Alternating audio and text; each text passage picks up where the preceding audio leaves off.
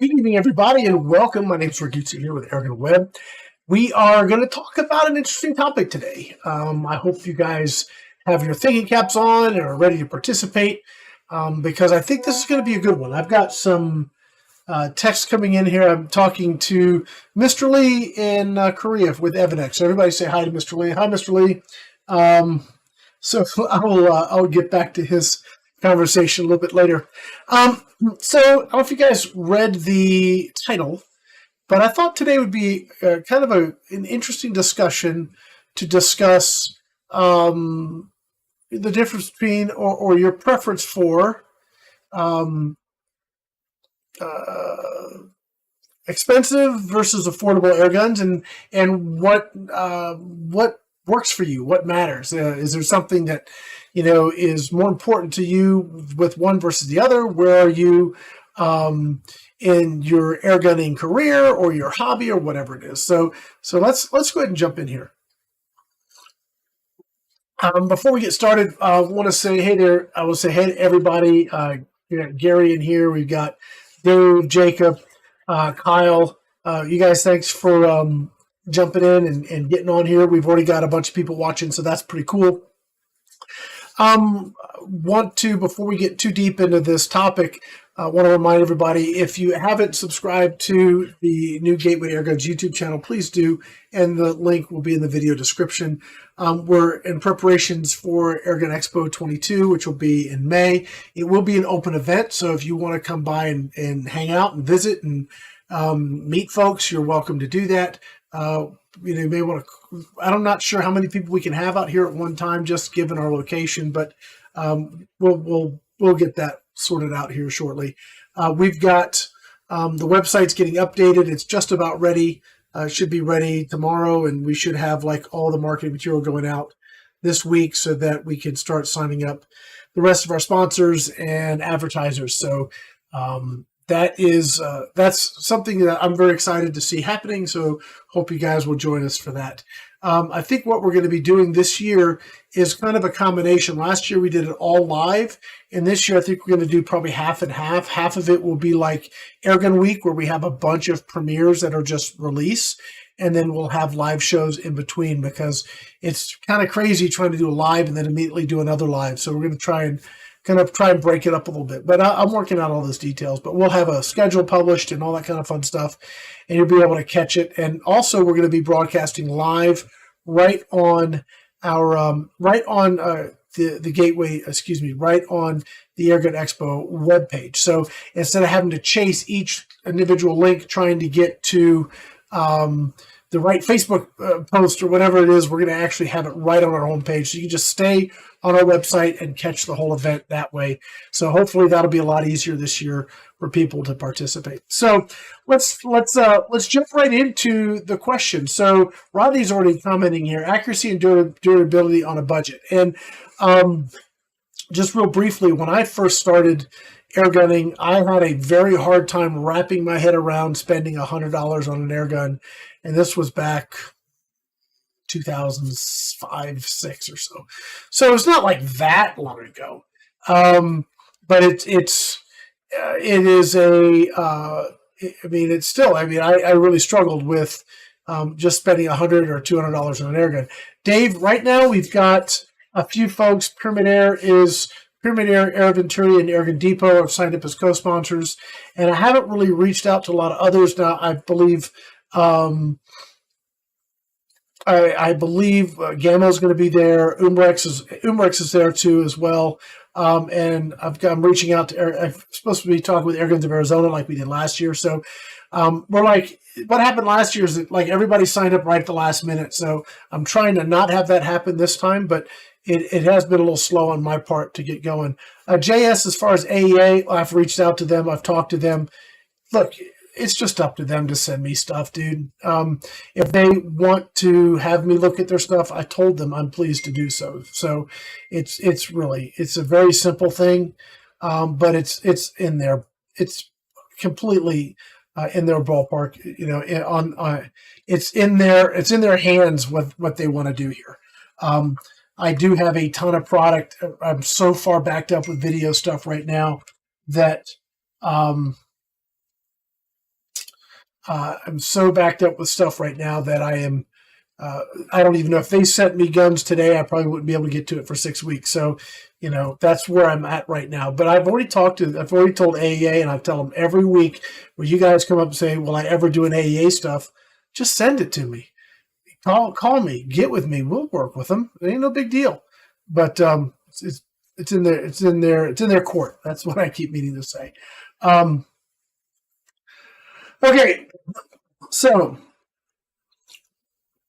yeah, we've got some sponsors sign up already. Umarex is going to be another major player, and we'll have Gammo there, of course, and Pyramid Air, Airgun Depot, and Air Venturi. So, and then I'm sure in the next couple of weeks it's going to fill out again. So, yeah, Jace, gosh, if I had a problem with shooting Chinese air guns, I wouldn't have much to shoot. I have no problem. As long as things shoot, I guess let's jump right in, because this kind of jumps right to the question, right? So when I first started, I struggled with spending more than a couple $100 on an air gun. Now,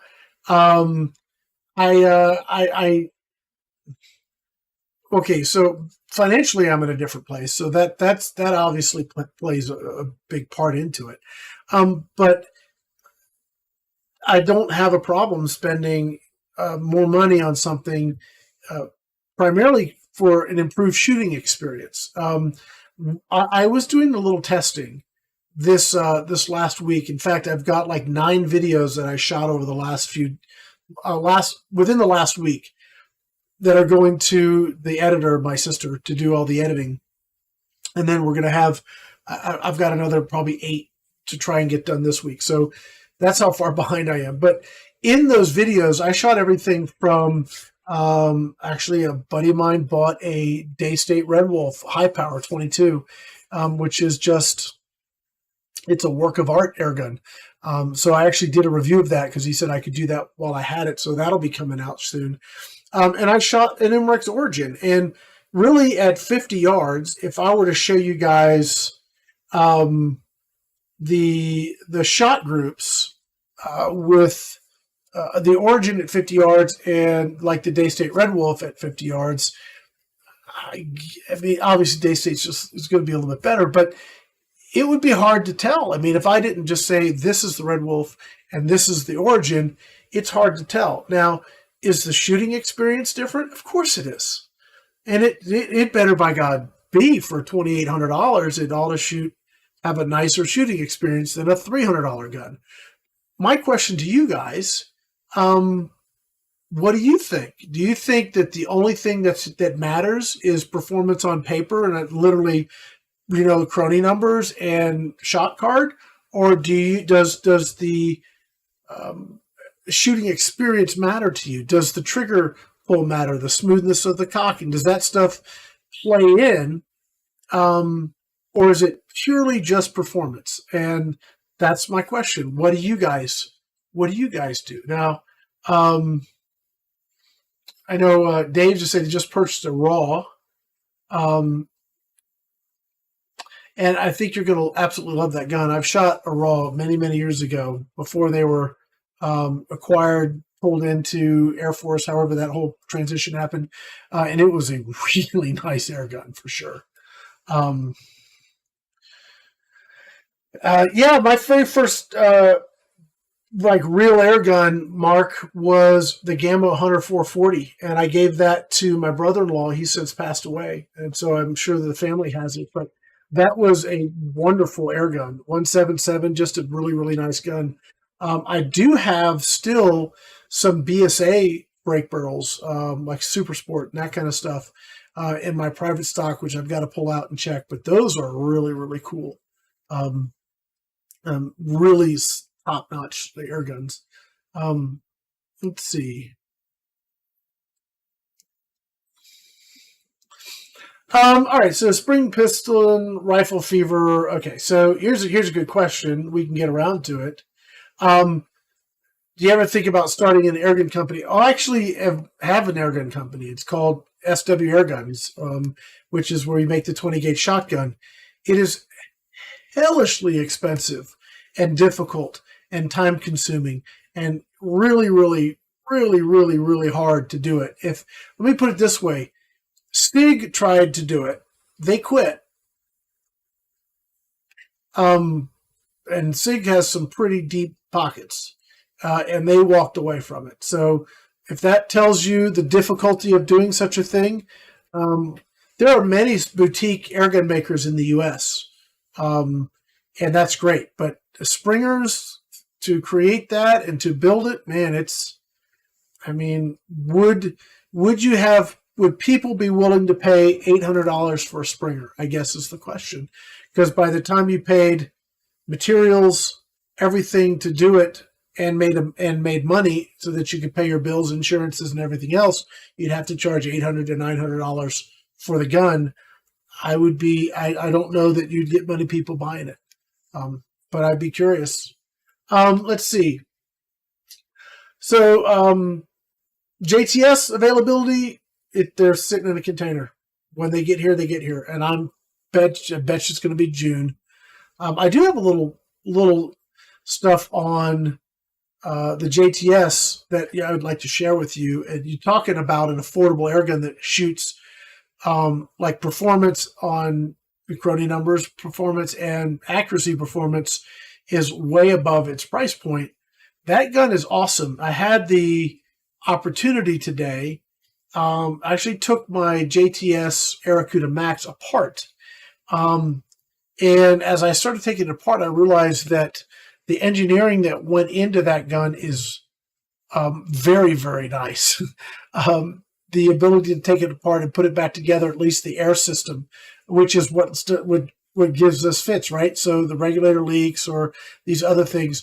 And I don't know who did it, whether Travis designed the way this goes back and forth. I don't know as far as goes together, or if it was something that the manufacturer they're working with already had. I don't know how they did it, but it's, first of all the components are extremely well made. So I was very impressed with that. The machining is very clean.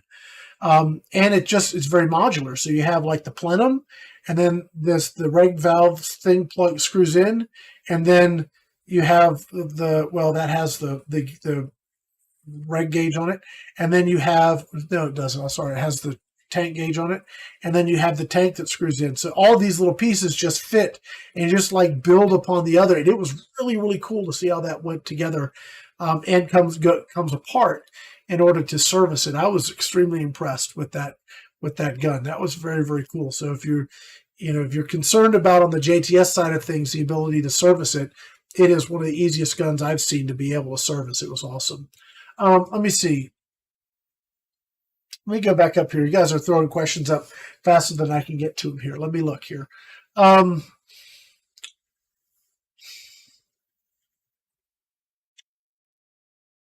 So Kyle's saying quality and reliability over time definitely matter just as much, if not more. And okay, so having been in this for many, many, many years, I'll tell you that the more expensive guns that I own, they do last longer. They do shoot nicer, and they have held up better and last longer than the lesser expensive affordable things. The affordable guns tend to, especially if you take them apart, put them back together a lot, tend to wear out very quickly. And then that's just my experience. Maybe you guys have a different experience, but the metallurgy doesn't seem to do as well. But the more expensive stuff seems to really do better. And I think that's a good point. Jason, the Marauder is a great air gun. It was a great air gun. It still is a decent air gun. I think it's been kind of surpassed on many fronts these days, but it's still it's a solid air gun. Especially if you like to tinker, take things apart, play with it, do stuff with it, it's very good for that. I saw a question here. Somebody's asking about JSAR.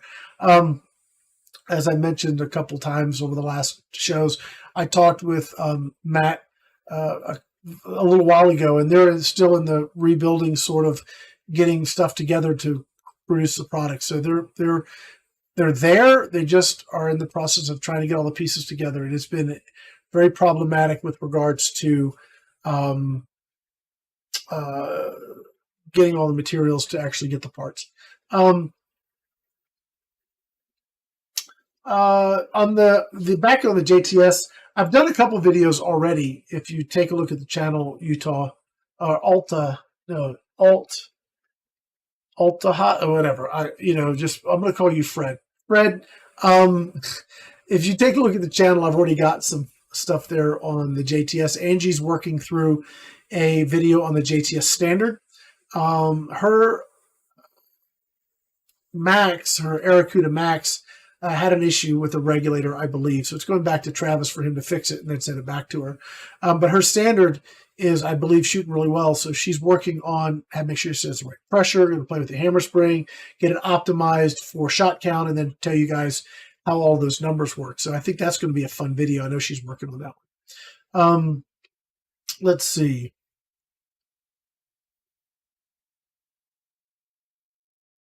Bob, it's not a bad way to look at it. It's all about how well you shoot and how much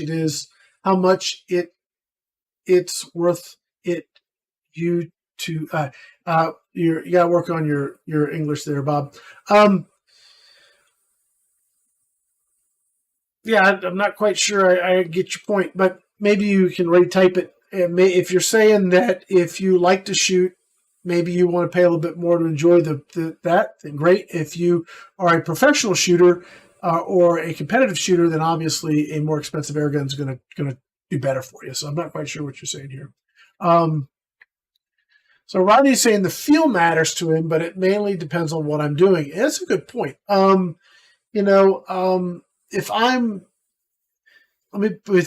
going to be in my truck, right, driving around the ranch and, kind of bouncing over roads and whatever, and I just have something laying on the back seat, it's probably not going to be my Red Wolf. Just saying.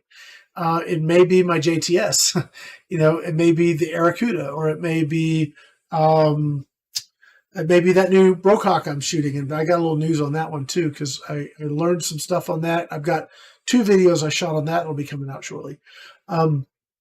But I'm probably not going to have my daystate Red Wolf just sitting on the back of the truck bouncing around across the desert. So it may be exactly what you're saying. What I'm doing may dictate a lot of what I choose to be shooting at any given time. Let's see. So brake barrels have been around a long time, Hemi, like way, way, way back. So I'm thinking,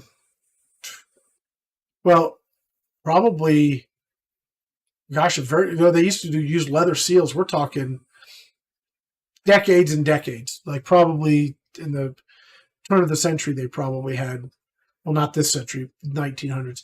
They probably had brake barrels. So the spring guns have been around a long time.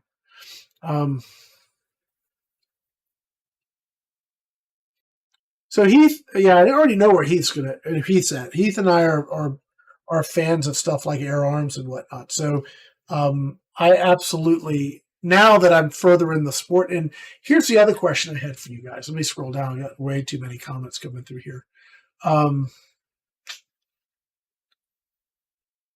Let's see. Gosh, I got to way back up here. Okay.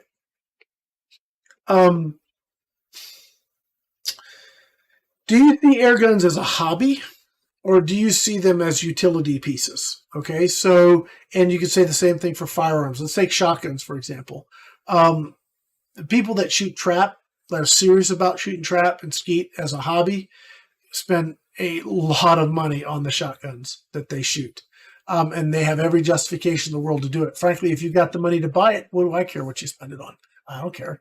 In fact, I don't care if you don't have the money to buy it. If you want to buy it, buy it. Doesn't matter to me. If you enjoy it, go shoot it. And I mean, if I have a different opinion, who cares? Go have fun. But that's more the hobbyist thinking. If it's purely utility, like, I want to have something I've just got that nasty squirrel that keeps getting into my bird feeder and, or chewing up my attic, and I just want to take him out and don't want to ever deal with it again. Well, that's a utility buy, and you may not need an AirArms for that. You may, something way down on the scale may be just perfectly adequate for something like that. So do you see air guns as utility or as hobby? And where is it in your life? Where are you? Air guns have always been a hobby for me. They've never been utility. So for me, I started small and I've grown like any other hobby you may have. If say RC cars is a good one, or RC airplanes are a good one, quads, quadcopters, or car stereos, or computers, or whatever. Hobbies start off where you start here, and then before you know it, you're way up here. And when you're up here, all of a sudden you don't mind spending this amount of money. When you first started, you would never have thought you'd seen yourself spending that kind of money. But that's the way hobbies work. So do you see air guns as a hobby, or do you see them as utility, or do you have a little bit of both, depending on the air gun? It's kind of a cool question. Kyle, it's a good point. A lot of the boutique airgun makers are big bore airgun makers. And that's absolutely correct. Let's see here. So Rodney is all about accuracy. And that's, if you're hunting, I get it. That is key. You need to have it super accurate. So that's very, very important. So Gary's saying he likes having a couple decent guns kicking around and then one super, super nice gun. Eddie's asking me what would be a good scope for about $200. I will tell you a scope that has really impressed me and I think they're out of stock to July. So forgive me for telling you that you can't get it. There's a new scope by Axion, which is a brand of umarex. That is the new Dog Soldier scope. It is really nice. I think it's about $250, but it is every bit a $400 scope, in my opinion. I mean, it is really, really good. So if you see one of those or can get your hand on one of those, that would be good. I know Travis talked about West Hunter scopes. I tried a couple. They didn't impress me personally. The one I got was defective. I'm still waiting to get that replaced. Now that's a little bit my part, a little bit their part, but at this point I've just written that off as a loss. So there's a couple $100 out of my pocket I'm not going to see again. But that is, yeah, I wasn't impressed. It just felt cheap to me. It was cheap. I mean, it was a very affordable as compared to say a Hawk, but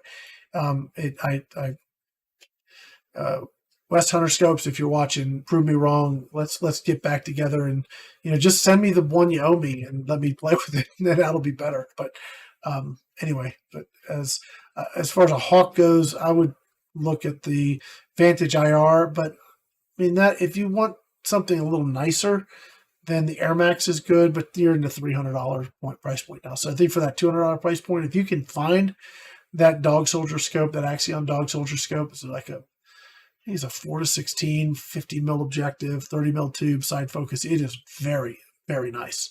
So it's $250. I mean, it's a little bit more, but it's very, very good.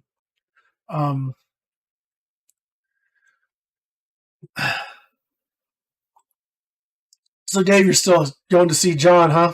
Yeah, I'm pretty sure John's going to like you. Keep going over there and buying guns. I wish you lived closer to me. That'd be awesome. Anyway, the JTS guns are pretty nice. When you hold one and you actually see the metal and you see the work and the engineering that went into it, they definitely. I don't know how they're doing it for the price point. For $320 for the standard, and then like $420 for the Max, or for the Max. That's impressive. It's very, very impressive.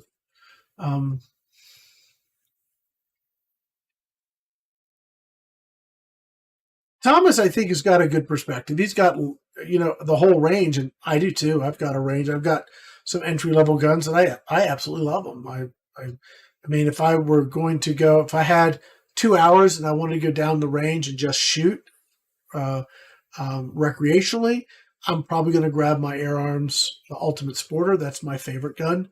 The Hubin 25 is closely becoming that second, and second place, and maybe my Red Wolf was going to be the third. But if I have a lot of time and I just want to go tinker, I may grab the Origin, or I may grab the Gauntlet, or I may grab the Avenger too. So I have, any of those do it. In fact, the gun I've really been enjoying shooting a lot lately has been the Gunner. And I know it's funny, people are kind of balking about the price point, but I've got 2 videos coming out on that one where I've done some work on it, and I don't know if Haji's watching, or Haji, if you do wind up watching this video, I need you to figure out a heavier spring for the Benjamin Gunner, or somebody out there needs to figure out a heavier spring for the Benjamin Gunner. And let me tell you why. The Gunner, you can adjust the reg, which I did, and I got it up to where I wanted it, but it valve locked, so it means the hammer spring isn't sufficient. So by the time it's super easy to get to the spring. You just take the stock off.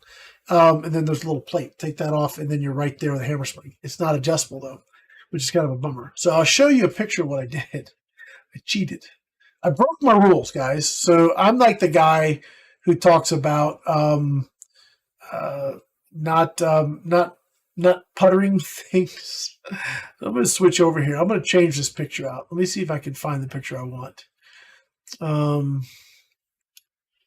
And you guys keep throwing questions up. I just haven't gotten to them yet. Okay, so there's the hammer spring and the Gunner. And what I did is, if you guys get the little deadheads that you get when you do a compressor or get a compressor, I just threw that at the end of the spring. So that little deadhead goes up against the hammer.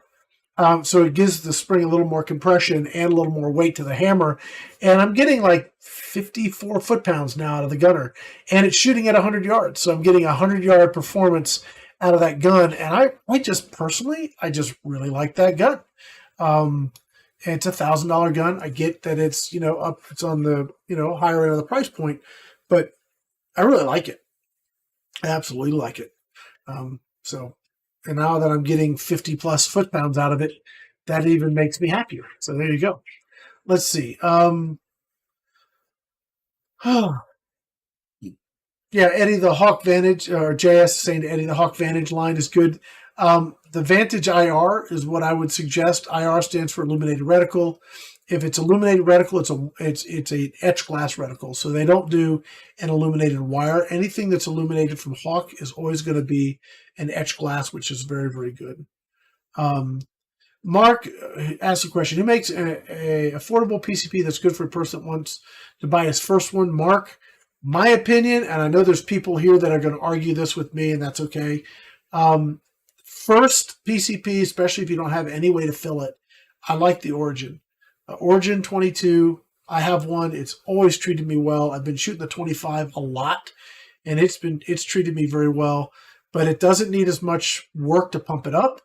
You're going to get good consistency, great accuracy, good power, and when you're ready to go to your next level, you have a hand pump if that's what you want to do.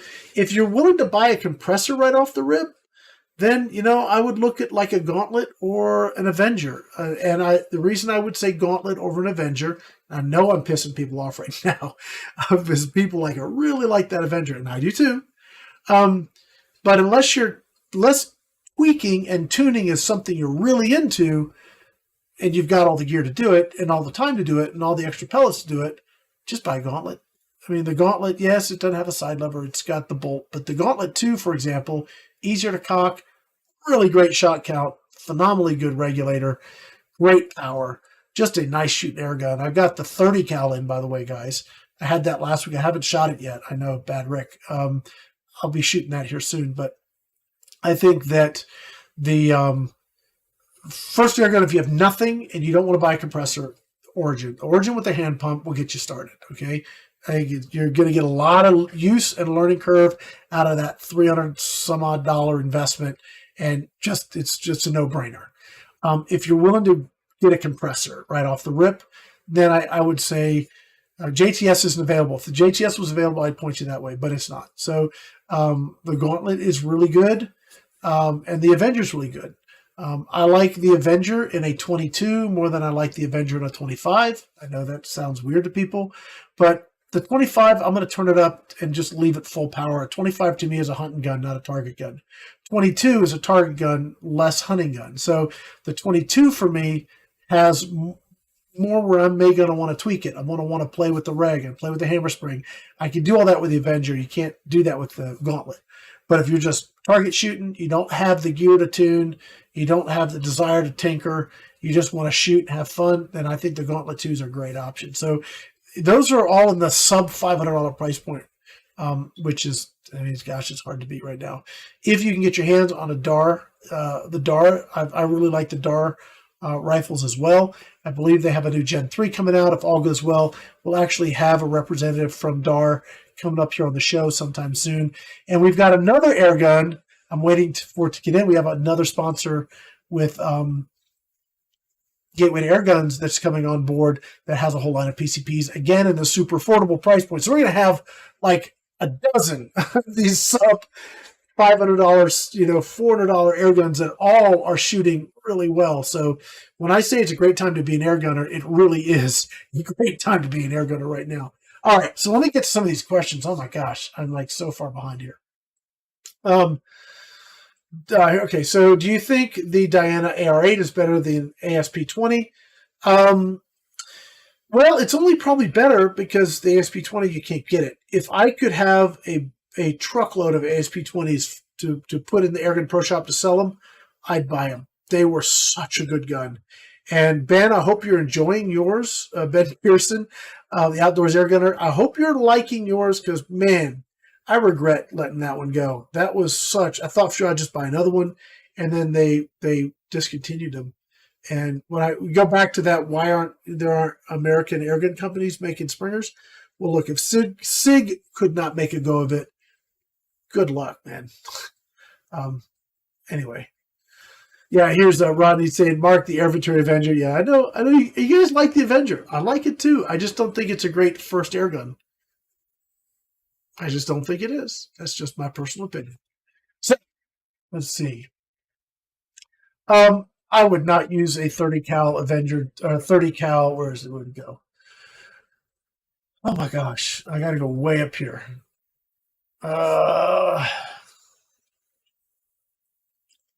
Where is it? Oh, here it is. My goodness. I would not use a 30 cal Hatsan break barrel to shoot deer. I think that would be completely and totally unethical. It's only a 30 foot-pound gun. Yeah, no thank you. Let's see. Yeah, the Gauntlet, even the original Gauntlet, it may have been a little ugly, and it may not have been put together all that well, but very, very, very solid gun. Let's see. Okay, so let's see. You guys are helping each other out, which is fine. Benjamin Armada rod is a really good gun. I have an Armada 25. I prefer the Gunner, having shot it some now. I prefer that better. So, Mark, if you're looking between 250 and 500, you have so many great options, man. Are you all in at that price, or are you still going to need a scope and a compressor? So, ask yourself total cost of entry, and then that's going to be a big part of it. Let's see. Hatsan makes a good PCP. They're not bad. Let's see. Just kind of getting down. I am so far behind on these comments, folks. Let's see.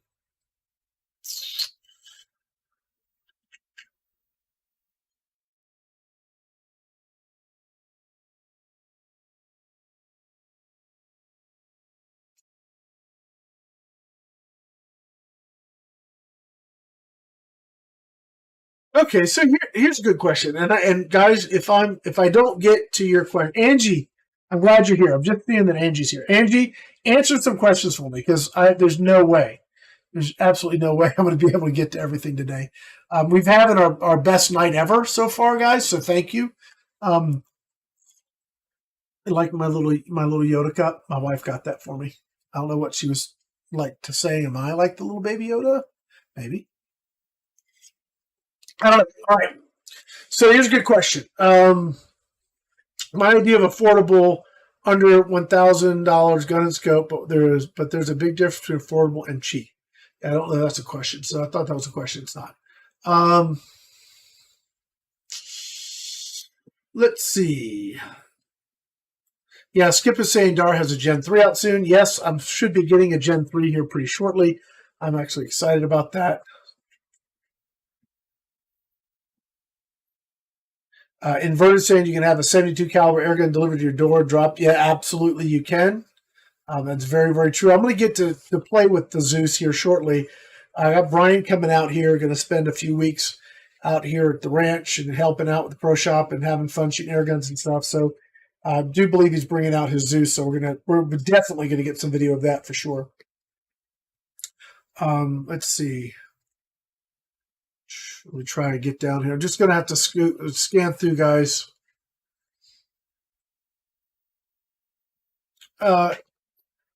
Ulysses, I've answered the question already, dude. The AR8 or the ASP20, if you can find an ASP20, buy it. If not, you don't really have much of a choice. The ASP20 has been discontinued. If you know that it's been like started up again and that you can find them and can send me a link to them, please share it with me because I'm still missing them.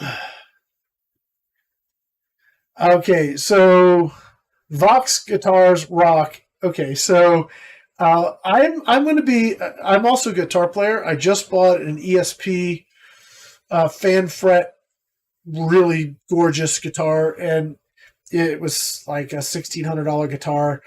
And yes, it's not a $300 or a $200 Fender Squier Strat. There's nothing wrong with the Fender Squier Strat. I have one, and it's a very nice guitar.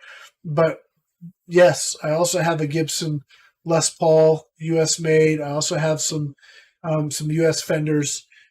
So there's a huge difference between the price points you get into. And I also started with a $50 pawn shop type guitar myself. So that's interesting. It's kind of funny. But it's probably a lot of people that are in that particular boat. I absolutely love that new ESP I bought. It's phenomenal. But maybe that's for another channel. Let's see.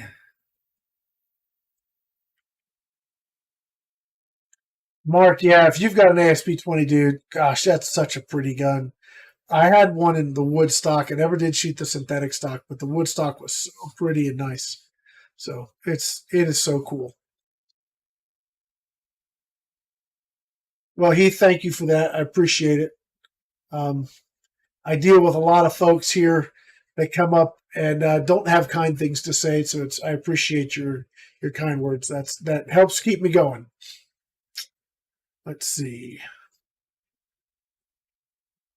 I guess just going through here.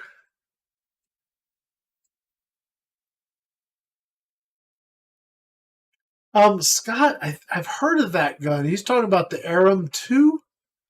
Oh gosh, that I don't know if I know they've got some new guns coming out, and I was talking to them, or at least corresponding with them, and I'm supposed to be getting some new stuff from them shortly, and I'm not sure if they're trying to get me, if that's when the new ones are getting out to me or not. Let's see.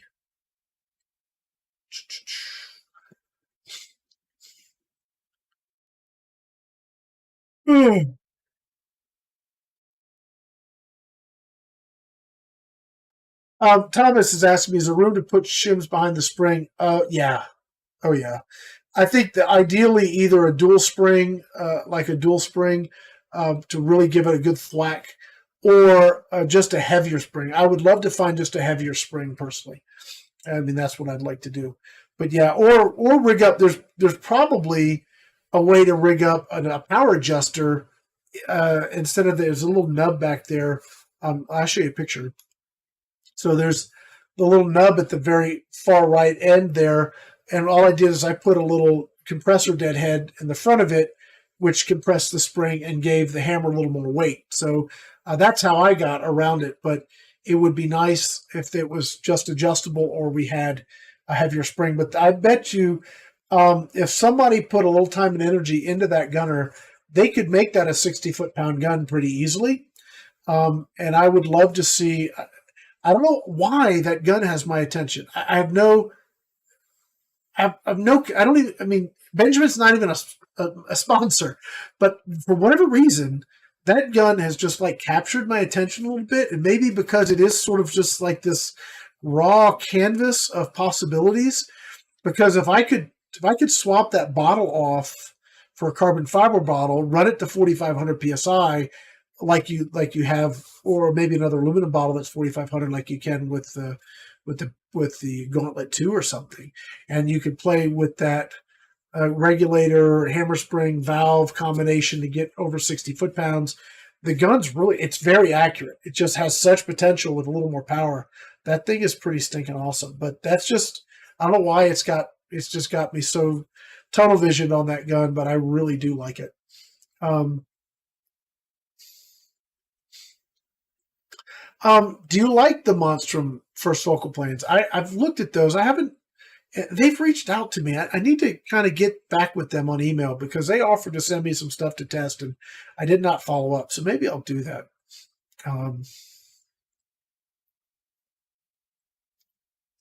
Yeah, hey there, Daniel. The Impact M3. Now, I had a buddy of mine who has an M3, and after he actually came and he and his wife came and spent several days here. We just shooting air guns. And he has an M3, and after he shot a bunch of the other stuff I had, the M3 was less impressive. I would recommend you take a look at something, even like a Hubin. The Hubin is very awesome.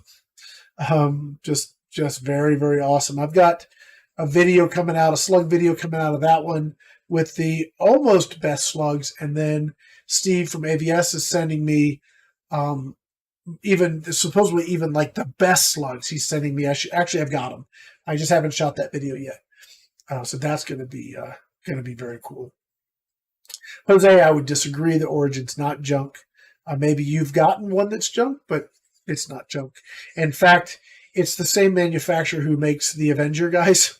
It's the same gun. It's just the underneath is different, but the receiver is all the same stuff. It's the same gun. The power plant's different, but it's the same gun. Let's see. I know, Daniel, you're going to agree because you had bad luck with it, but that's okay.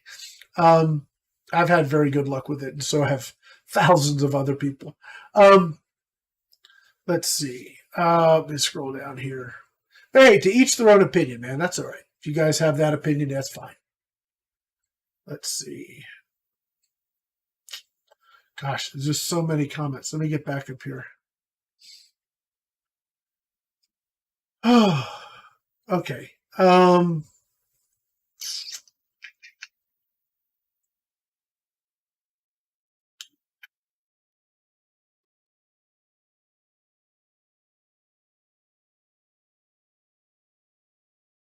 Thomas, that's a good point. The Gauntlet, the Avenger, the Gauntlet's certainly heavier. And if you're toting it around the woods, the Avenger's probably a better option. If you're target shooting from the bench or you're shooting from a fixed stand, then the Gauntlet with the extra power and shots might be nice. But again, that's a subjective thing. I mean, all of this that we're talking about is subjective stuff here. Let's see.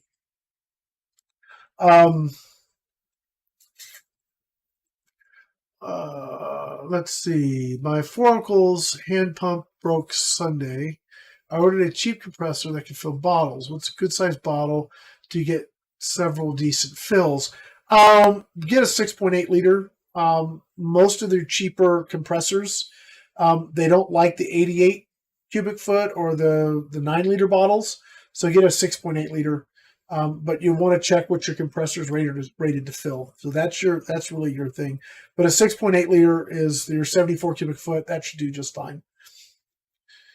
Yeah, Mark. All right, Mark, look me up, dude. Because if you've got an ASP20, I am interested. What caliber? That was what I want to know.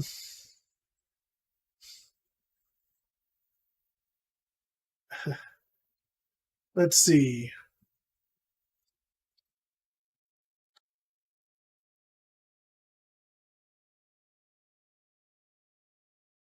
Yeah, inverted. I know you're talking about shooting deer with a break barrel. And look, dude, do whatever you want to do that way.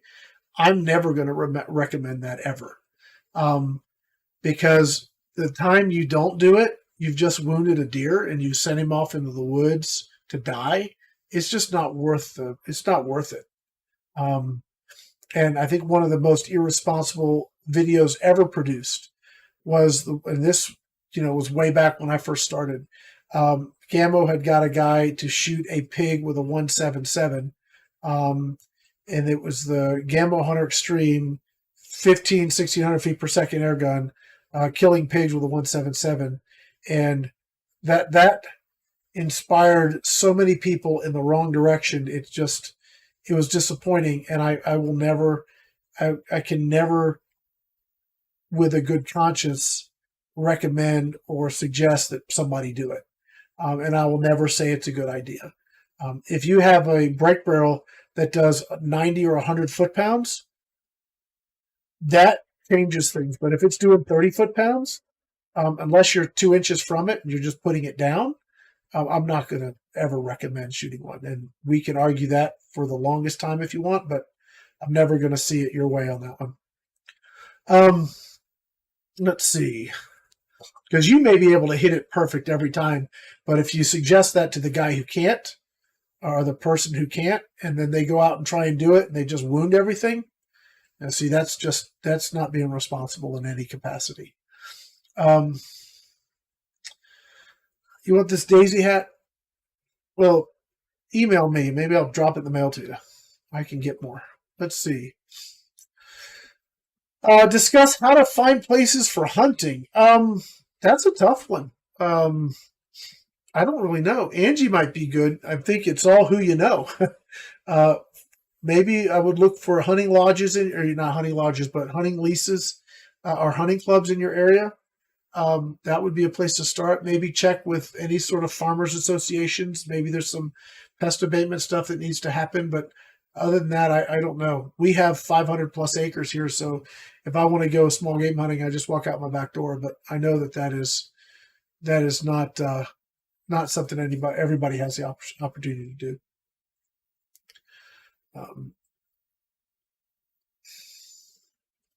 Let's see. Yeah, I'm with you on the Red Wolf there, boss. Gosh, that's a nice shooting gun, man. Wait till you shoot it. Let's see. Oh, gosh, I'm so far behind on these comments. Let's see. Yeah, Angie has already stolen one of my hats. So, Angie, don't give people any ideas. Tell you what, you come out to Airgun Expo and we'll auction it off or give it away or raffle it. I got this at the Daisy Museum in Rogers. So if you ever go to Rogers, go to the Daisy Museum, and it's awesome. I have like some videos that I did of that whole thing, and it was pretty cool. So very, very cool. So Angela's got a question. Let me see. Kyle's got one before it. Yeah, that's a good point. All right. So Angela, any thoughts on the Samyang guns before Seneca took over?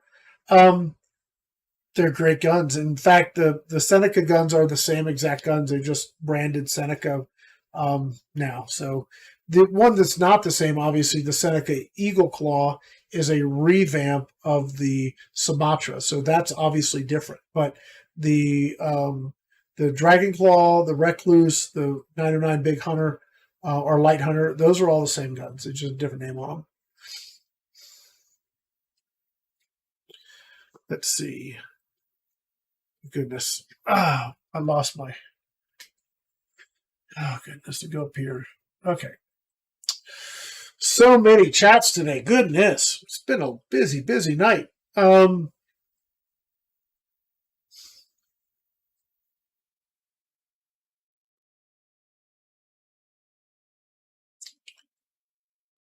Boy, I tell you what, Rodney, that is a dangerous suggestion. I'm sure it can, but God help you if you miss. Have you ever been charged by a wild boar? Yeah, you don't want that. I'm just saying. Let's see. Let's see. Yeah. Joe, you like those knockouts, don't you? In fact, hey, Joe, by the way, I got your package with the 30 cal knockouts. They're going to go in the gauntlet. That's going to be the first gun I test them in, which I hope to shoot those Thursday. Weather's supposed to be nice here. So I'm planning to spend all day filming again, and I have a bunch of umarex stuff to film So that's going to be awesome. Paul is asking me, I guess, have you been able to get your hands on JTS Arcuda for review? Yes, I have both. I've already posted videos on those guns. I've got a video that'll be coming out on the JTS Arcuda Max shooting slugs. So, and then Angie's doing a whole series on them as well. So we do have them. I have a set. Angie has a set, although her Arcuda Max had an issue. So it'll be going back to Travis for him to work his little magic on it and get it sorted out. So, Air Max Catron, Joshua, if you can afford it, it's a beautiful gun. I have one. I got it from Utah Airguns last Airgun Expo, and I was shooting it this last weekend. It's like $1,200 or $1,300 or something like that, right? I have the one with the bottle, I believe it is. I have to remember, it's the bottle and the long barrel. Absolutely beautiful gun. I love it. It's very, very light. So if you have to really know what you're doing when you're shooting it, because if you don't, it's all over. So it takes a lot of skill to shoot that gun for precision. If you're speed silhouette shooting or something, and you're not trying to get like that type of groups at 50 or 7,500 yards, it's fine. It's a very short throw, very quick action, very nice that way. But if you want to precision shoot with it, it's going to make you work for it because it's so light that any little misstep on your part, you're going to pay for it. But I actually like that personally because it makes me a better shooter. Let's see. Goodness. Just going down here. John, I would, if you can hold out for the Arcuda Max or the Arcuda Standard, or a DAR or one of these sort of more simplistic air guns that are easy to rebuild, you're gonna be it's gonna be awesome. You can get in there and you just get a whole mountain of O-rings. Heck, a Marauder. They're so easy to rebuild those things. So if you want something like that, there's plenty of options on the market and then you can just stock up on rebuild parts and you're good to go.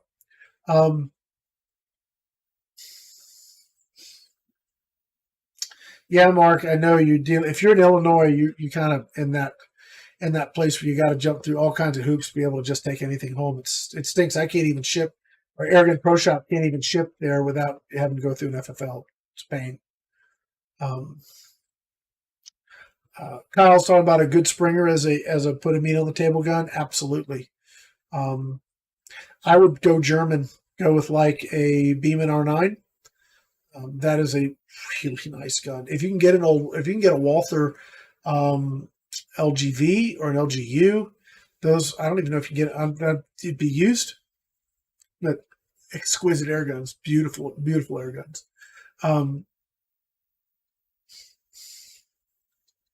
Yep. Let's see. Mark, your ASP20 is a 177, dude. I really want a 22. But maybe we should talk on the 177 though, because I mean, I really, really miss mine.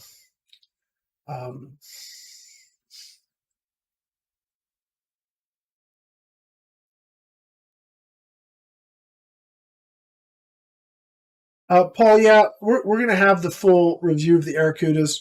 You can check out my channel. I've already got 1 or 2 videos on the guns already. And Angie's going to be coming out with videos on that. So we've got those covered. Where are we? More things I can't keep up with.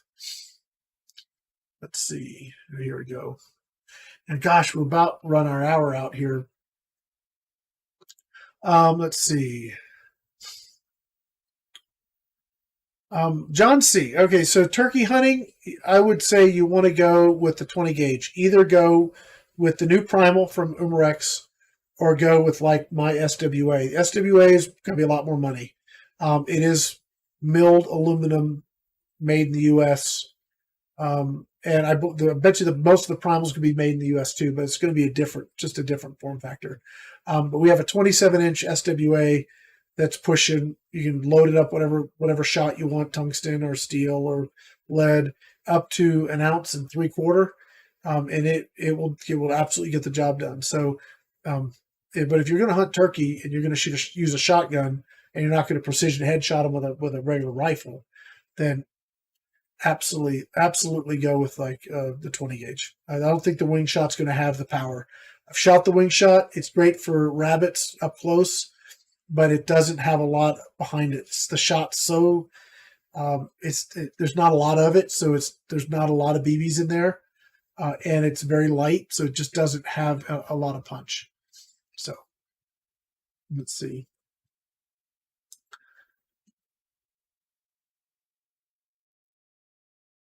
So JDP is saying he prefers, back to our original question, he prefers things more budget minded, and that's the beautiful thing today. As if you're getting into the sport today, if you're getting into the hobby today, you have so many great options. When I first started, the Discovery didn't exist. Okay, so let's just, right? So we go back in time, and the PCPs that existed were way out of my range. Forget it. And then the Discovery came, $400, PCP, and a hand pump in the box. Oh, yeah. And then it was all she wrote, man. Then I went from there to the Marauder. And then I had a Hammerly, which at the time actually was an AT-44, Hatsan AT-44. But for the longest time, I don't know if you guys knew this, umarex imported Hatsan guns under their name. So, like, it's funny. I had somebody mention it on one of some, misinformed, we'll use that term, commenter on one of my videos saying, you just need to get a Hatsan 125, it's a 50 foot-pound. It's not. 35 foot-pound, whatever you said. It's not. But I had a Walther Talon Magnum, which was the Hatsan 125 before they called it the 125. So I know all about those guns. Anyway, so you have so many good options today that you can get into PCPs, have really good performance, far better than we had back in the day. I was just thinking the other day when I was first starting out, I thought I was doing really well if I had a good group at 15 yards.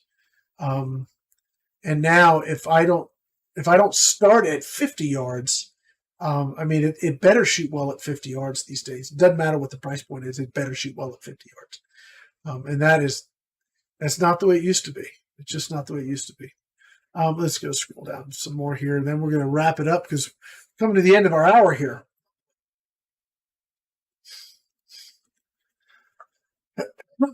Last cast, as far as slugs and brake barrels, yeah, that's going to be tough. They just don't push the power.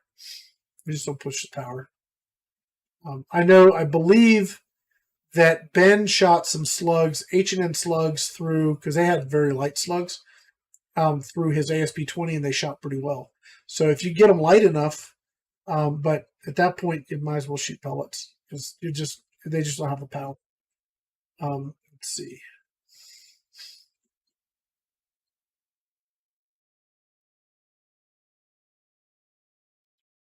Let's see. Opinion on a Springer for squirrel at 50 yards.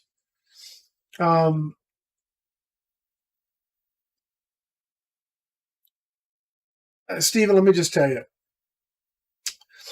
If you were to get something in a budget PCP and you had a way to fill it, you're going to be thankful that you went that direction. Remember, guys, when you go to a powerful Springer, the more power the Springer makes, the more vibration it has, the more recoil it has, the harder it is to shoot.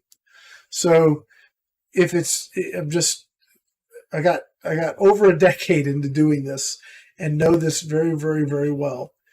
The more powerful the gun, the harder it is to shoot, and if you're dealing with a Springer. So a 50-yard Springer, the only one I've found, there's a couple that I've known that can do it reliably.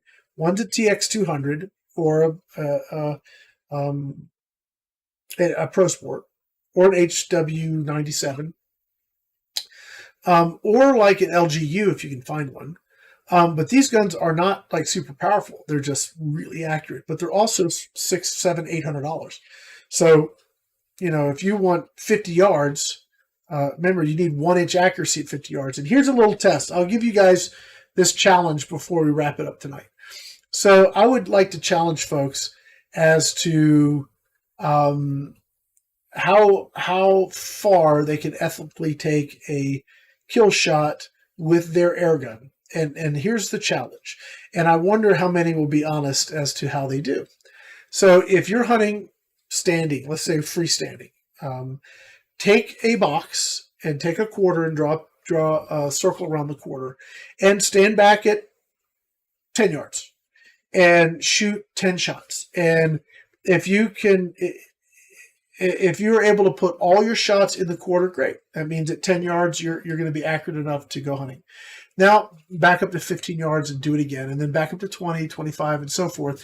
And I wonder how far back you can go before you're not putting 7 out of 10 shots in the quarter.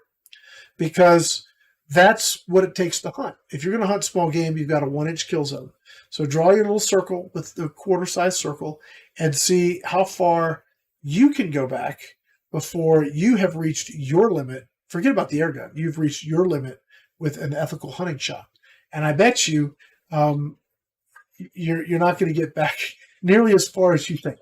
I just challenge you to do it. Let's see. Is there any other questions I can get here real quick? Last cast, I don't know what your question why is with regarding, unless it's the brake barrels and slugs, because they don't produce enough power to stabilize the slug. So that's your question. That's it. I don't know anything about the hot sun factor. Let's see. Oh, I'm just out of time, guys. All right, I'm out. I'm out. I'm past time. I hope you guys have had a good time tonight. Cheap air gunner with regards to the Bulldog 457. Very awesome gun. Incredibly awesome gun. I love that gun. It's going to be another one I'm going to try and I don't know, abscond with from Pyramid Air, and hopefully don't have to send it back. But yeah, that is a really good gun. But you guys, thanks for coming up. We've had a bumper night. We've had a ton of people up. There's definitely been our busiest night yet. And so JDP on the Gauntlet 30. I'll be shooting it hopefully Thursday, and then the review will be sometime after, because it'll have to go into video production and so forth. So a couple weeks anyway. If I can get to it sooner. We'll see. I might be able to push it to the front of the line. I had some things shift in my schedule a bit, so we may be able to get it out sooner.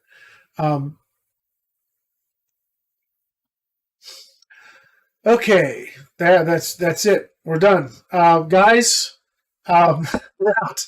Thanks for coming up. Remember, if you guys want to learn a lot about air guns, then please check out Gateway Airguns, gatewayAirguns.org. Join up. I forgot to tell you, we got a bunch of giveaways coming up. They're not just for GTA members, but it's going to be on the GTA website. We hope that you'll become a member of the GTA. It doesn't cost you anything. You just get to go up and talk air guns with some folks that are really passionate about the sport. And hopefully that'll help you guys get passionate about it if you're not already passionate about it. You're more passionate about the sport. So anyway, but that's it. Go check them out. Join our YouTube channel for Gateway Airguns. Check out Angie's videos. She's got a bunch of videos. We're trying to work things out where we can double her throughput, guys. I know you guys like watching Angie's videos, and if all goes well, we'll try and get her to do 2 videos a week, and then maybe we can get her to do 3 videos a week. You hear me, Angie? We're going to get you working, kid. We're going to have a lot of fun regardless. So please check out that YouTube channel. If you haven't subscribed, please do. And I personally appreciate you guys coming up here and hanging with us. And anyway, does the challenge have to be offhand? Well, how do you hunt? If you hunt off shooting sticks, use shooting sticks. If you hunt off of a bench and you're shooting small game, I'd like to, how's that work? That would be cool. I'd do it. But do the challenge like you hunt. So I use shooting sticks. So I would do it off my shooting sticks and see how I do it. I think that would be a very interesting challenge, and I would love to see you guys try it.